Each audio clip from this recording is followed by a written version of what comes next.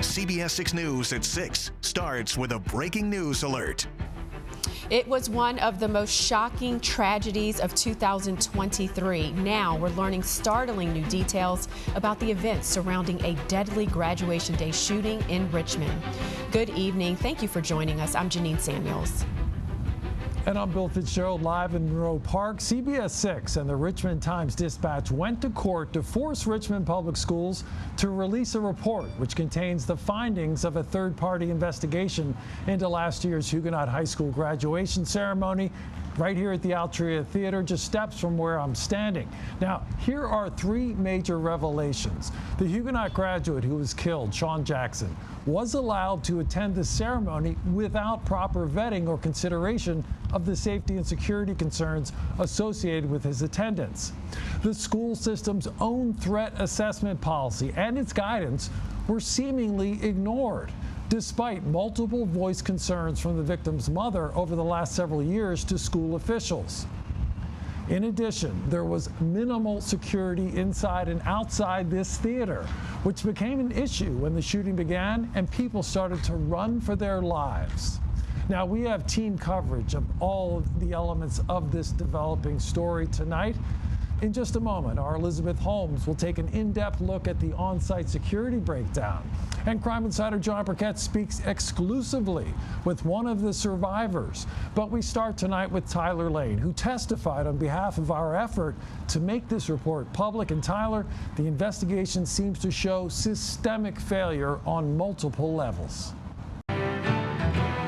CBS 6 News at 6 starts with a breaking news alert. One of the most anticipated court cases of the year is now officially underway in Richmond. Good evening, I'm Bill Fitzgerald. And I'm Janine Samuels. We are anchoring our coverage live outside of the John Marshall Courthouse. The murder trial of a young man accused of shooting and killing a teen shortly after Huguenot High School's graduation ceremony last year began earlier this afternoon.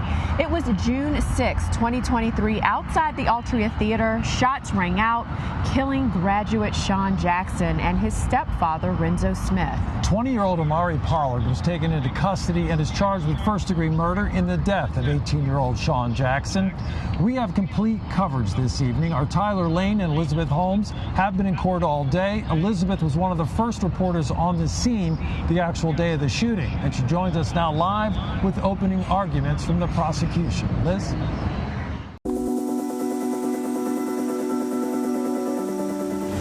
Is nothing sacred any longer? Our kids can't take it, our teachers can't take it, our families can't take it anymore. I beg of you to stop. Richmond Mayor LeVar Stoney and RPS Superintendent Jason Cameras addressing the community 2 hours after shots had been fired at the Altria Theater following Huguenot High School's graduation back on June 6th, 2023. On this anniversary 1 year later, we have team coverage sharing the voices of those impacted closest by the violence in downtown Richmond that day. In total, 7 people were shot. Huguenot graduate Sean Jackson and his stepfather, Renzo Smith, both killed on what was supposed to be a joyous day. In just a moment, we'll hear from Tamika Jackson Smith as she continues to grieve the tragic loss of both her son and husband. But first, crime insider John Burkett sits down with Richmond's police chief, Rick Edwards, to talk about the RPD response to the mass shooting and how this event, though gruesome and heartbreaking, has been a catalyst for change within the city and the department. We are sharing your voices on this election day. Thanks for joining us here for the CBS 6 News at 5. I'm Cheryl Miller. And I'm Julie Bragg. We have complete team coverage for you throughout the evening. Our Cameron Thompson and Elizabeth Holmes have updates on the state of the voting process right now, including some issues at one polling place in Richmond. Our Tyler Lane is following the mayoral contest in the city of Richmond. And we begin with our Bill Fitzgerald, who's anchoring our coverage live. Bill? Cheryl, I'm here at the Virginia Museum of History and Culture. That is a polling place in Richmond. We are in the 2nd District. Now, in just a few minutes, I'll be joined by our political analyst, Dr. Bob. He'll break down what he's been seeing up to this point and what he's going to look at tonight when the returns start coming in. But just a few hours into Election Day today, a Richmond precinct chief was let go right here in Richmond. Apparently, a number of people in Gilpin Court were given the wrong ballot. That is a federal ballot and not the ballot with the local candidates on it. So our Elizabeth Holmes is there in Gilpin Court, and she spoke to both the Richmond registrar and that precinct chief who was let go. Elizabeth? All right. Thank you, Tyler, for that report. And as Tyler mentioned, Richmonders are making their voices heard in the mayoral race and in the general election. We're joined now by our political analyst, Dr. Bob Holsworth. Bob, thanks for coming here to the Virginia Museum of History and Culture. Always great to be here. Yeah. All right. So what are you watching in the mayoral race? What's sticking out to you in terms of what's happening? Well, I think the mayoral race, because it's this modified electoral college race, we got to see whether or not we're going to have more than 2 people win districts. Because if only 2 people wins districts and you have to win 5 of the 9 to be elected mayor, we'll have a mayor tonight. However, if we find 3 or 4 candidates actually splitting the districts, we have the possibility of a runoff. So first and foremost, that's what I'm looking at. And so if it goes to that runoff, that'll be in a few weeks, the beginning of December. We've never had one before. No, since we've started having an elected mayor, we've never had one. We almost had one in 2008 when LeVar Stoney was able to win 5 districts, but we've never had a particular runoff where you would then have the 2 highest vote getters in a runoff, and then one of them would have to win 5 districts. Okay, let's shift gears now to the state as far as the presidential election. Have any trends changed? Last time we talked about it, you said the Democratic ticket, Kamala Harris, Tim Walz leading by about 8 points or so? I don't know how many they're going to win by, Bill, but they're going to win here. They're going to coast here probably relatively easily, I think. Donald Trump is maybe popular in some parts of the country.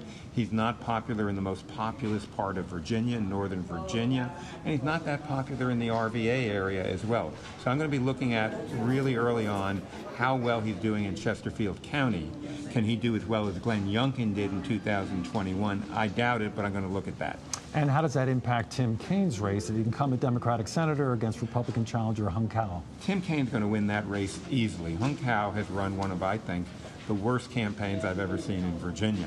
He's insulted part of the state at times, said he didn't want to go down to Southwest Virginia because that would be ridiculous. Called Stanton a podunk place. Oh, that's right. And he called places that where Republicans do well. He basically insulted. He hasn't been very visible.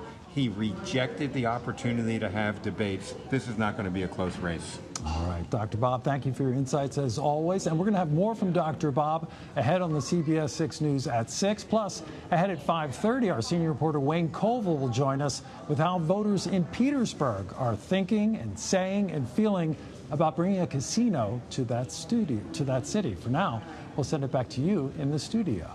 Welcome, Mr. Mayor. Bill, thanks for having me. All right, it's been a tumultuous, just action-packed 2 terms. Tell me, what's the highlight? What are the highlights? What are you most proud of in your time here? You know, when I take an accounting of what we've done over the last 8 years, one stat that stands out to me that I'm very proud of is us being able to reduce poverty by 1/3, by 33% over the course of the last 8 years. We've been able to do that by breeding economic growth with economic opportunity. There are more people with more homes, more jobs, less poverty, and less crime. I'm very proud of that. Now, and speaking of some big projects, for example, the Diamond District project is underway, yeah. But some of the other ones didn't come to fruition, like the Navy Hill, the reimagining of the area around the Coliseum, or the casino twice. How do you feel about taking on some of the big projects? Any regrets there in how it was managed or what the outcome was? I've been telling folks I work way too hard to have any regrets. However, with the wisdom of hindsight, there are some things I would have done better. I'm proud that we've been able to say yes to the largest economic development project in Richmond's history with a $2.4 billion Diamond District with CarMax Field. But I do wish at times that we would have gone in the direction of Navy Hill as well. But we would not be where we are with the Diamond District when we didn't have Navy Hills first. So if I had another crack at it, Navy Hill would definitely be at the top of the list. A brief drop in crime this summer in Richmond. was followed by a spike in shootings. 14 people shot over just 5 days last month. We deserve justice. We deserve change. We deserve answers. When you kill somebody, you do damage to the families. And think about they do damage to you too. Last summer, CBS 6 hosted a town hall called Stop the Violence. An 8-person panel came together to answer your questions and work towards solutions. And now, 1 year later, we're bringing together a group of 5 Richmonders who have seen and felt the impact of violence firsthand. Does Richmond have a gun violence problem? What's being done to address it? And what would these individuals like to see going forward? Tonight, we share their voices. Does Richmond have a gun violence problem today? I want to start with you, Mark Whitfield. 5 years ago, you suffered a tragedy that should be entirely unimaginable. And I think today, 5 years later, it's probably a wound that never really heals. But I want to ask you, since you've been an activist ever since your beautiful 9-year-old daughter, Markia, was shot and killed on a playground in the middle of the day, caught in the crossfire between people perhaps settling a score, what are you seeing? Every day is like, it's another one.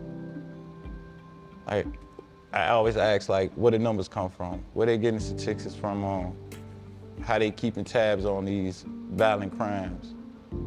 Who's really sitting back, notating, like, all right, this, that. Like, we want to know the facts on the numbers, because if you're living in the middle of it, it looks different from what you see on paper. You've been to way too many scenes, way too many neighborhoods where people are hurting, like Mark. What do you see? Does Richmond have a gun violence problem? We have a crisis, and it needs to be dealt with the same way that we are dealing with the homeless crisis. The homeless crisis, Richmond took a stab at it.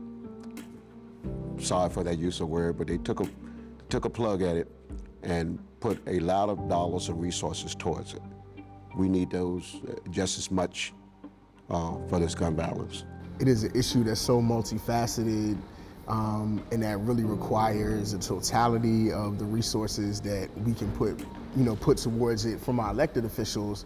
But I think also there has to be, community accountability as well. There has to be community involvement. Like, how are we taking care of one another?